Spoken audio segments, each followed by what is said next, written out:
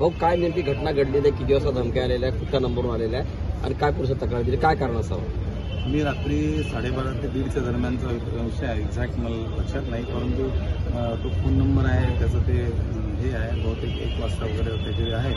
आणि त्यांनी मला समोरच्या व्यक्तीनं डायरेक्ट अरे तो निवडणूक उभा आहे आणि तू कसा निवडून येतो मी बघतो, आणि डायरेक्ट जीवे मारण्याची धमकी की तुला तर पाडतोच, या पद्धतीची भाषा त्यांच्याकडनं होती. आणि अत्यंत खालच्या स्तरावर शिवीगाळ सुरू केली आणि एवढ्या स्पीडनं शिवीगाळ सुरू केली की मी तू कोण आहे, तू कुठं आहे हे विचारत असताना त्यानं त्या उत्तर न द्यायचं टाळत शिवीगाळ कंटिन्यू ठेवली.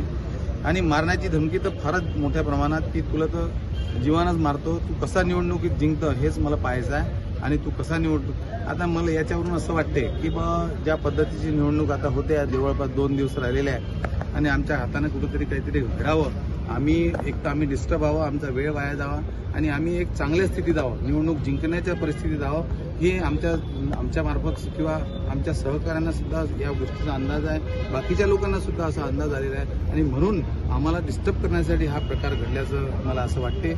या अगोदर 4 दिवसा अगोदरही माझ्या ऑफिसमध्ये काम करणाऱ्या मुलाला अशाच प्रकारची धमकी आली आणि त्याचं रेकॉर्डिंग आहे, त्यालाही इतक्या खालच्या दर्जाच्या शिव्या दिल्या गेलेल्या आहे, त्याचं रेकॉर्डिंग आहे आणि तो सुद्धा आता रिपोर्ट देत आहे. आणि या प्रकारची घटना म्हणजे या निवडणुकीच्या दरम्यान करणं फार चुकीचं आहे असं मला. काय कोण असावं यामागे तुम्हाला काय अंदाज आहे? नाही, मी कोण आहे हे सांगू शकत नाही, परंतु ज्या पद्धतीची आमची परिस्थिती आहे आणि निवडणूक जिंकण्याच्या आम्ही जवळपास उंबरठ्यावर आहोत आणि त्यामुळे ज्या लोकांना याचा नुकसान होऊ शकते त्यांच्या माध्यमातून, किंवा मी कोणाचंही नाव घेऊ शकत नाही, किंवा माझा हा अंदाज आहे की या सगळ्या प्रकारामध्ये अशाच प्रकारचं आमच्याकडनं काहीतरी चुकीचं कृत्य घडावं, आमच्या कार्यकर्त्याच्या माध्यमातून असं कृत्य घडून आम्ही बदनाम करावं आम्हाला, आणि सोबतच मला सुद्धा निवडणुकीत जी माझी स्पीड आहे ती कमी करून याला कुठेतरी स्टॉप केलं पाहिजे, असाही मागचा उद्देश असू शकतो.